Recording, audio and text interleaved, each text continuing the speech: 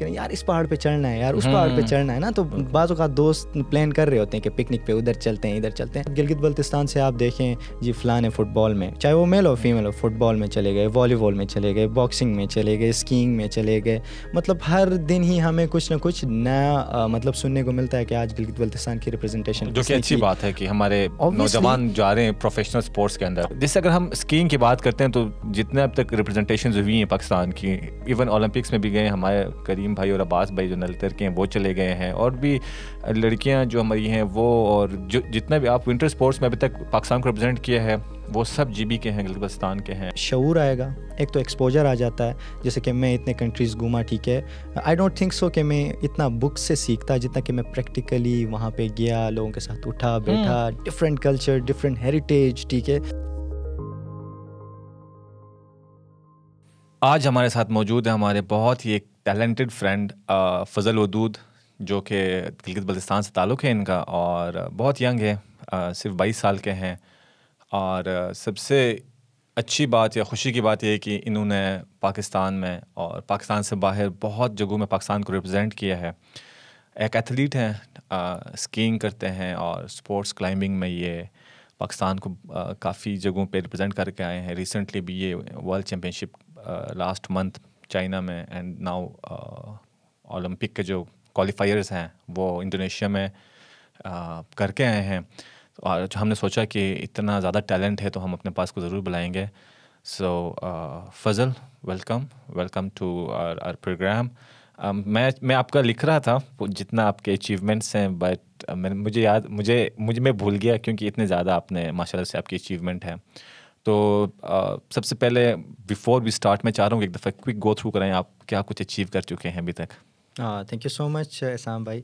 Well recently जो मैंने किया सितंबर में वर्ल्ड कप किया था स्पोर्ट्स क्लाइंबिंग का, it was my debut world cup, और उसमें अल्हम्दुलिल्लाह डेब्यू वर्ल्ड कप में एक बहुत बड़ी बात होती है विथ वेरी लो फैसिलिटीज़ 109 जो है वर्ल्ड रैंकिंग मेरी वहाँ पे आई, और जो कि एक बहुत बड़ी बात है हमारे लिए, क्योंकि कुछ भी हमारे पास होता नहीं है, एंड उसके बाद भी जाके हम जो है वर्ल्ड नंबर 1 के साथ कम्पीट करते हैं। So it's a very big thing. फिर उसके बाद अक्टूबर में एशियन गेम्स हुई, और उसमें मुख्तलिफ और भी गेम्स थी जिसमें स्पोर्ट्स क्लाइंबिंग भी शामिल थी। एंड फिर नवंबर में रिसेंटली जकार्ता में एशियन क्वालिफायर्स हुआ, जो कि रूट टू ओलंपिक्स है, समर ओलंपिक्स 2024 जो कि पेरिस में हो रहा है। ग्रेट। मैं एक थोड़ा और इसको सिंप्लीफाइड तरीके से अगर आपसे पूछूं कि आपने अब तक कितने जगहों में पाकिस्तान को रिप्रेजेंट किया है, एंड ऑफ कोर्स ये यूनिफॉर्म पहनते हो तो वो एक अलग एक आपकी एक अचीवमेंट है मेरे ख्याल से, एंड देन कितने वो जगह हैं या वो प्लेटफॉर्म्स जहाँ पर आपने रिप्रेजेंट किया पाकिस्तान को अभी तक? मैं स्कीइंग विंटर स्पोर्ट्स में भी इन्वॉल्व हूँ, और उसके साथ समर्स में, क्योंकि स्कीइंग आपको पता है हमारे पाकिस्तान में 3 या 4 महीने ही होते हैं विंटर्स के, तो उसके बाद जो है हमारे पास कुछ करने को इतना ख़ास होता ही नहीं है, तो इसलिए फिर उसके साथ समर में भी आना पड़ा। सो इन दोनों को कंबाइनली अगर देखा जाए तो 9, 10 या 12 प्लेटफॉर्म्स आप कह लें कि इंटरनेशनली जिसमें मैं पाकिस्तान को रिप्रेजेंट कर चुका हूँ। यार ये बहुत खुशी की बात है कि आप इतने यंग एज में 22 साल की उम्र में आप 10-12 जगहों पे पाकिस्तान को इंटरनेशनल प्लेटफॉर्म्स पे कर रहे हो रिप्रेजेंट। ये सिर्फ आपके लिए हम सब के लिए एक बहुत खुशी की बात है कि हमारे जो यंगस्टर्स हैं, जो हमारे नए जनरेशन है, वो अच्छे कामों में इन्वॉल्व है इस टाइम। एक तो आपने कहा आप क्लाइंबिंग करते हैं, और एक आप स्कीइंग करते हैं। स्कीइंग मैंने खुद आपको देखा है क्योंकि मैं और आपने भी मैं आपसे सीख रहा था स्कीइंग जब मैं नलतर में था। तो ये कितना बड़ा एज मिलता है कि यार आप अगर गिलगित बल्तिस्तान के हो, ठीक है, आप वहीं पैदा हुए, वहीं पले बड़े हो, और आप उन्हीं स्पोर्ट्स में हो जो कि मेरे ख्याल से, जैसे अगर हम स्कीइंग की बात करते हैं तो जितने अब तक रिप्रेजेंटेशन हुई हैं पाकिस्तान की, इवन ओलंपिक्स में भी गए हमारे करीम भाई और अब्बास भाई जो नलतर के हैं वो चले गए हैं, और भी लड़कियां जो हमारी हैं वो, और जो जितने भी आप विंटर स्पोर्ट्स में अभी तक पाकिस्तान को रिप्रेजेंट किया है वो सब जीबी के हैं, गिलगित बल्तिस्तान के हैं, और अभी क्लाइंबिंग में भी आप लोग ही जा रहे हैं। तो ये कितना एज मिलता है आपको, क्योंकि हम पहाड़ों को ऑन करते हैं, वो स्पोर्ट्स हो, पहाड़ों को हमने सर करना है, सब तकरीबन हमारे पास हैं। तो आपको लगता है कि आपको एक एज मिला था कि अगर आप जीबी के हो तो आपने ना इन स्पोर्ट्स में जाना है जो हमारे वहाँ पर समझा जाता है कि वहीं पर होता है? बिल्कुल, जैसे कि स्पोर्ट्स क्लाइंबिंग की बात करें और विंटर स्पोर्ट्स की हम जितनी भी बात करें, बखूबी सारे जीबियंस को भी इसका पता है, हमें भी इसका बड़ा इल्म है कि हम पहाड़ी इलाके से ना चाहते हुए भी हमने करना क्योंकि हम पहाड़ों पे ही रहते हैं। बिल्कुल। अब स्नो पंजाब में तो होती नहीं है, सिंध में तो होती नहीं है, केपीके में होती है, लेकिन उस हिसाब से नहीं होती जितने के थ्रिलिंग माउंटेन्स हमारे पास है, या आप उनको देखो तो बस आप जो है ना वो शाहरुख खान की तरह उसमें खो जाओ। तो वो वाला सीन तो है नहीं। हमारे पास बड़े अच्छे स्लोप्स हैं, आपने खुद भी वहाँ पे स्कीइंग की है और आप खुद भी बड़े अच्छे स्कीयर हैं। कोशिश किया था नहीं, देखिए मैं अगर कह रहा हूँ तो आप समझ जाएँ कि आप अच्छे ही हैं। सो वहाँ पे अगर स्लोप्स की हम बात करें, हमारे पास बहुत अच्छे स्लोप्स हैं, नेचुरल स्लोप्स हैं। बहुत मज़े की बात तो ये कि नेचुरल है। और जो हमारे पास सीज़न होता है बस वो थोड़ा सा धोखा दे देता है, क्योंकि सम टाइम ग्लोबल वार्मिंग की वजह से जो है आपको पता है कि स्नो कंडीशन नहीं होती हैं वो। लाइक 1-2 इंटरनेशनल्स इस तरह नलतर में जो कि होने थे 1-2 दफ़ा कैंसिल भी हो चुके हैं। मतलब पूरी टीमें आ गई, ठीक है, और उन्होंने अपने कैंप्स लगा लिए, डेरे जमा दिए, वही लास्ट में पता चला कि बर्फबारी नहीं तो वहाँ से वापस जो है फिर उनको जाना पड़ा। सो एक हिसाब से अगर देखा जाए लंबा स्लोप एशिया में हमारे पास बड़ा ही इसका एज है, ठीक है। और स्पोर्ट्स की आपने जैसे कि बात की, ऑब्वियसली हमारे पास स्नो है तो वहाँ पे जाके ट्रेनिंग करना और ये सब कुछ जो है वहाँ पे हमें कुछ इजी पड़ जाता है, इतना भी नहीं, लेकिन ज़्यादा इजी नलतर की आवाम को पड़ जाता है, क्योंकि वो वहाँ पे ही हैं तो उनके घर सब कुछ वहाँ पे। मैं गिलगित से ऑल द वे आप जाके, और जैसे कि स्पोर्ट्स क्लाइंबिंग हमें एज है, नो डाउट कि हम एक ऐसे इलाके से हैं कि जहाँ पे पहाड़ हैं। अगर आप न भी सोचे तो वो शिना में या ब्रुशस्की में, ख्वार में, जिस भी लैंग्वेज में आप बात करें, यार इस पहाड़ पे चढ़ना है, यार उस पहाड़ पे चढ़ना है ना, तो बाज़ों का दोस्त प्लान कर रहे होते हैं कि पिकनिक पे उधर चलते हैं, इधर चलते हैं।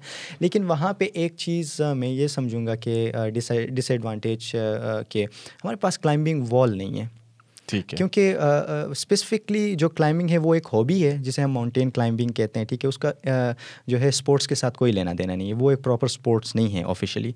और जो मैं कर रहा हूँ sports climbing, so that's the proper sports जो कि ओलंपिक्स में इन्वॉल्व हो चुकी है। 2020 का जो ओलंपिक्स था टोक्यो का, उसमें ऑफिशियली हो चुकी है। अब 2024 में भी ये इन्वॉल्व हो चुकी है, और आगे 2028 जो है उसमें भी हो चुकी है। तो ये इसने अपनी जगह बना ली है।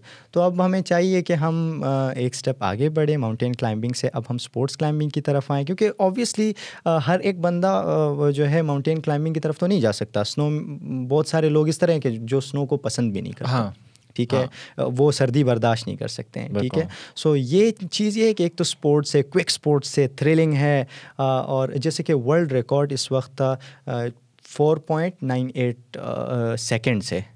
15 मीटर की वॉल जो है वर्ल्ड रिकॉर्ड उसका ये है। सो बहुत बड़ी चीज़ है, हमारे नौजवानों के अंदर ये पोटेंशियल है। एक चीज़ तो ना हो तो आप क्लियरली कह दो कि नहीं यार हम वहाँ तक नहीं पहुँच सकते, लेकिन स्ट्रॉन्ग हैं हमारे नौजवान, क्योंकि वो इलाका ही ऐसा है। आपको पता है, आप खुद भी स्कीइंग कर चुके हैं, हम सब वहाँ पे जितने भी। और दूसरी बात, गिलगित बल्तिस्तान से आप देखें जी, फ़लान है फुटबॉल में, चाहे वो मेल हो फीमेल हो, फुटबॉल में चले गए, वॉलीबॉल में चले गए, बॉक्सिंग में चले गए, स्कीइंग में चले गए। मतलब हर दिन ही हमें कुछ ना कुछ नया मतलब सुनने को मिलता है कि आज गिलगित बल्तिस्तान की रिप्रेजेंटेशन, जो कि अच्छी बात है कि हमारे नौजवान जा रहे हैं प्रोफेशनल स्पोर्ट्स के अंदर। ऑब्वियसली अच्छी बात है, उससे शऊर आएगा, एक तो एक्सपोजर आ जाता है। जैसे कि मैं इतने कंट्रीज़ घूमा, ठीक है, आई डोंट थिंक सो कि मैं इतना बुक से सीखता जितना कि मैं प्रैक्टिकली वहाँ पे गया, लोगों के साथ उठा बैठा, डिफरेंट कल्चर, डिफरेंट हेरिटेज, ठीक है, डिफरेंट चैलेंजेस आपको मिलते हैं। आप जब मुकाबले में जाते हैं तो क्योंकि आपके साथ आगे जो होते हैं बड़े अच्छे एथलीट्स होते हैं, तो आप वर्ल्ड नंबर 1 मुश्किल होता है आपके लिए। इस पे हम थोड़ा सा आगे मज़ीद चले जाएंगे कि जो चैलेंजेस होते हैं, देखिए हर चीज़ में चैलेंज है। मैं जितने भी एथलीट्स को बुलाया मैंने यहाँ पर या वैसे ही मिलता हूँ, तो हम चैलेंजेस का अगर आप बताएं ना, तो वो एक बहुत बड़ा लिस्ट बनता है कि यार एक बंदा जो क्रिकेट के अलावा आई थिंक हर स्पोर्ट्स में जो गया है उसमें बड़ा उसको चले वो है कि कहीं उसको स्पॉन्सर नहीं मिल रहा है, कहीं पर उसको वो फैसिलिटीज़ जो मिल रही हैं, वो हेल्थ फैसिलिटीज़ हैं, वो खाना जो उसको खाना है, या वो ट्रेनिंग के लिए वो ग्राउंड, या जैसे अगर आपके केस में वो स्लोप चाहिए हमें, या आपको वो वॉल चाहिए क्लाइंबिंग का, तो बहुत बड़े चैलेंजेस हैं। मैं चाह रहा हूँ कि वो चैलेंजेस जो एक बहुत दफ़ा रिपीट हुए हैं हर प्रोग्राम में, हम उसकी बात ना करें। कुछ ऐसे चैलेंज आप बताएं जो आपने फेस किया और आपने उन चैलेंजेस को कैसे ओवरकम किया, अगर उस पर हम थोड़ा सा क्विक अगर हम कर लें। बिल्कुल, बहुत ही अगेन मैं कहूँगा कि अच्छा सवाल है। लाइक हमारे लोगों को पता ही नहीं है कि स्पोर्ट्स के लिए क्या चीज़ ली जाती है, क्या खाना लिया जाता है, क्या मतलब आपका डाइट प्लान क्या होना चाहिए, सोने का टाइम क्या है, ट्रेनिंग का टाइम क्या है। हम इंडोनेशिया में थे, और इंडोनेशिया इंडोनेशियन जो स्पोर्ट्स क्लाइंबिंग की टीम है, it's number 1 team on earth, ठीक है। और उनके पास वर्ल्ड रिकॉर्ड्स हैं स्पीड क्लाइंबिंग के। अच्छा, वो इंडोनेशिया के पास है जी जी, क्लाइंबिंग में जी रिकॉर्ड्स हैं। स्पीड रिकॉर्ड जो स्पीड क्लाइंबिंग के हैं। इसमें 3 फॉर्मेट्स होते हैं, स्पीड, लीड और बोल्डर। जो मैं कर रहा था 2 इवेंट्स में मैंने स्पीड किया और बाकी जो इवेंट्स है वो मैंने लीड और बोल्डर ही किया। तो उनका ये है कि उनका कोच जो है उसने ख़ुद जो है PhD की हुई है अपना स्पोर्ट्स साइंसेस में। तो उनका जो कुछ भी होता है साइंटिफिक होता है। वो 2 डॉक्टर्स को बुलाते हैं, 2 साइकाइट्रिस्ट्स को बुलाते हैं, ठीक है। वो जब एक एथलीट को उनको रेडी करना होता है आइदर ओलंपिक्स, वर्ल्ड कप या कोई भी इंटरनेशनल इवेंट हो, तो वो चुनते हैं अपने नेशनल क्राइटेरिया से चुनते हैं। वो उन सारों को लाके ऑब्जर्वेशन उनकी होती है। तो 2 जो डॉक्टर्स आते हैं वो ये देखते हैं सबसे पहले कि इस एथलीट की इंजरीज कितनी हुई है और कहाँ कहाँ हुई है।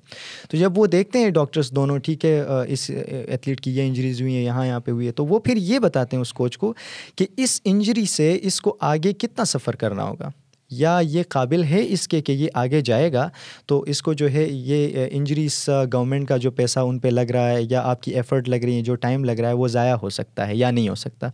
ये तो एक एनालिसिस हो गई डॉक्टर्स की। फिर साइकाइट्रिस्ट, अच्छा जी ये आगे जाएगा, इसके अंदर गुरूर कितना आएगा, ये कोच की बात मानेगा कि नहीं मानेगा, ठीक है, कि कल जिसको फेम मिला उसको हजम कर सकता है, नहीं कर सकता। हाँ बिल्कुल हजम कर। बहुत सारे हमारे पाकिस्तानी एथलीट्स जिनका मैं नाम नहीं लेना चाहूँगा, वो हजम नहीं कर पाते हैं, लाइक वो फिर उनको पर लग जाते हैं। और लिटरली जो वर्ल्ड नंबर 1 है जिसने वर्ल्ड रिकॉर्ड बनाया, मेरा बेस्ट फ्रेंड है वो, ठीक है, वैदरिक उसका नाम है, एंड असफर जलीलो, दोनों मेरे बड़े अच्छे फ्रेंड्स हैं, डाउन टू अर्थ, ठीक है। आपको बिल्कुल 1 मिनट के लिए ऐसे नहीं लगेगा कि ये वर्ल्ड रिकॉर्ड है। और अगर वो हमारे किसी प्लेयर के पास होता, लिटरली बिलीव मी, लाइक वो आपसे अच्छे मुंह बात भी नहीं कर रहा होता। मैं किसी की बुराई नहीं कर रहा, लेकिन जो फैक्ट है और जो हकीकत है, तो उस स्टडी के मुताबिक जो है उनको रखा जाता है। फिर ये नहीं होता सिर्फ स्टडी करके जी छोड़ दिया, 1-2 साल में उन्होंने ओलंपिक्स तक पहुंचा दिया, या 1-2 साल में उन्होंने जो है उसको इंटरनेशनल खिला दिया। 4 से 13 साल या 12 साल का ये पीरियड होता है जिसमें उनको रेडी करना होता है एक प्लेयर को इंटरनेशनल प्लेटफॉर्म में लाने के लिए। उसमें ये होता है कि सबसे पहले जो 3-4 साल होते हैं वो ये होते हैं कि आपको फिज़िकली स्ट्रॉन्ग बनाते हैं, यानी आपको वॉल क्लाइंबिंग इसके करीब भी नहीं लाते हैं, ठीक है। अक्सर क्रिकेट की ज़बान में इसको कहते हैं कि पानी पिलाना, बाज़ औक़ात बाहर प्लेयर को रखते हैं ताकि वो देखे कि क्या, तो वो जो है उसको फिज़िकली करा रहे होते हैं, स्ट्रॉन्ग करा देते हैं। 3-4 साल जब वो फिज़िकली स्ट्रॉन्ग हो जाता है, फिर उसकी ट्रेनिंग होती है, ट्रेनिंग टू बी ट्रेन, ठीक है। मतलब बहुत ही अजीब सा लोगों को लगा, यानी उसकी ट्रेनिंग के लिए होती है, यानी उसको ट्रेन करना कि सुबह कितने बजे उठना है, या शाम को उठना है, या दोपहर को उसके लाइफस्टाइल को तकरीबन वो चेंज कर रहे होते हैं, बिल्कुल चेंज कर देते हैं। फ़ोन कब यूज़ करना है, फ़ोन कब यूज़ नहीं करना, ठीक है। मैरिड लाइफ है तो उसका क्या सीन है, अनमैरिड है तो उसका क्या है, ठीक है। सो ये सब कुछ करके 2 से 3 या 4 साल उसमें लग जाते हैं, ठीक है। फिर उसके बाद ट्रेनिंग टू कम्पीट, ठीक है, कि आपने कंपटीशन में क्या करना है, नेशनल लेवल पे जा रहे हो, आप क्या कंपटीशन कर रहे हो, 3-4 साल उसमें लगा देते हैं कंपटीशन। फिर उसके बाद 2 साल या जो 3 साल हैं वो training to get medal on international platform, ठीक है। ये सारी चैलेंजेस करके 1-2 साल जब उसमें लगा देते हैं, फिर जाके वो आपको इंटरनेशनल प्लेटफॉर्म पे लाते हैं या ओलंपिक्स के लिए लाते हैं। लाइक अभी मेरे 2 फ्रेंड्स और भी थे इंडोनेशियन टीम में जो कि लीड क्लाइंबिंग कर रहे थे। इस दफ़ा उनको एंट्री नहीं मिली ओलंपिक क्वालिफायर के लिए, हालांकि वो कर सकते थे, बट नहीं, उन्होंने अभी मौका उनको नहीं दिया। वो नेशनल गए, नेशनल उन्होंने खेला। उस प्लेयर को जो कि मेरा दोस्त है उसको रेडी कर रहे हैं 2028 के लिए, और अभी से उस पे काम 2028 ओलंपिक्स के लिए उसको रेडी कर रहे हैं। उसका डाइट सब कुछ देखा जा रहा है। हमारे यहाँ पे क्या है जी, दाल चावल खा लिए, सुबह नाश्ते में चाय चाय वगैरह आपने पी ली और चले जाएं, इस तरह तो नहीं होता। उनका हर चीज़ जो है पूरा एनालिसिस करके उसके बाद उनको आगे प्रॉपर काम होता है प्लेयर्स पे, उनको तैयार करता है, उनका मेंटली, उनको फिजिकल हेल्थ सब कुछ देखकर, ताकि वो, क्योंकि आप जिस भी इतने बड़े प्लेटफॉर्म पे जाते हो वहाँ पर डिफरेंट तरह के प्रेशर्स आपके ऊपर होते हैं, उन सबको आपने पहले डील करना एंड देन आप उस चीज़ में करते हो। यार बहुत सी बातें की, शायद वो बातें हम लोग इस चीज़ पे हम डिस्कस नहीं करते। हम जब भी बात करते हैं स्पोर्ट्स में तो हमारे दूसरे तीसरे मसले जो कि हैं, हम उनको इग्नोर नहीं करते हैं, बट वो मसलों पर बहुत बातें ऑलरेडी हो चुकी हैं। बट जिस तरह आपने कहा कि प्लेयर को तैयार करने के लिए आपको ये पूरा टाइम फ्रेम चाहिए, बिल्कुल, कि आप उसको तैयार कर रहे हो, उसको हर तरह से रेडी कर रहे हो ताकि वो जाए और बड़े प्लेटफॉर्म पे आपके कंट्री को रिप्रेजेंट कर ले। आखिरी अगर हम आपसे ये पूछें कि यार आप क्या एक मैसेज देना चाह रहे हैं, बहुत शॉर्ट सा, कि कोई भी अगर आना चाहता है स्पोर्ट्स के अंदर पाकिस्तान में और वो चाहता है कि वो अच्छे बड़े प्लेटफॉर्म पर जाए, आपकी तरह जाके पाकिस्तान को रिप्रेजेंट करे, तो उनके लिए क्या एक क्विक मैसेज होगा? वेल जितने भी जो यंगस्टर्स हैं मैं उनको यही कहूँगा कि they should come into sports. इससे एक तो आपकी हेल्थ एंड मेंटली आप जो हैं फिज़िकली और मेंटली आप दोनों जो हैं बड़े ही बेस्ट पुरसुकून रहेंगे, ठीक है। तो इसके लिए यही है कि they should come and once in a life I think कि सारे बच्चों को पार्टिसिपेट करना चाहिए किसी भी इवेंट में, चाहे वो फुटबॉल हो, क्रिकेट हो, कोई भी स्पोर्ट्स में जी एक दफ़ा करना चाहिए। क्योंकि बाज़-औक़ात घर से भी ये प्रेशर होता है कि बेटा तुमने तो डॉक्टर बनना है तो डॉक्टर ही।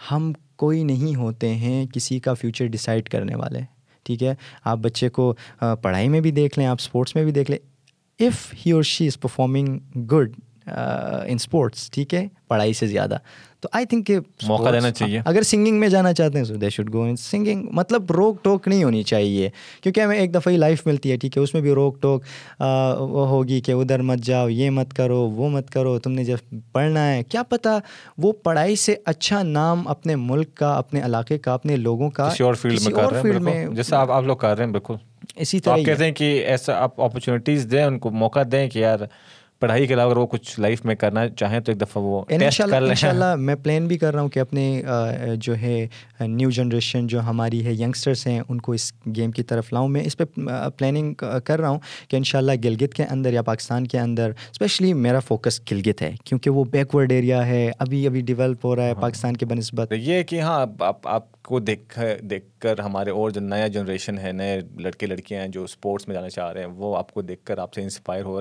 रहे हैं। हम I know lot of them personally जो कहते हैं कि यार हमने भी जाना है इस फील्ड में। तो आई होप आपको देखकर लोग और मज़ीद अच्छे प्लेयर्स पाकिस्तान में बने, हम अच्छे जगह में पाकिस्तान को रिप्रेजेंट करें। तो thank you so much. Welcome.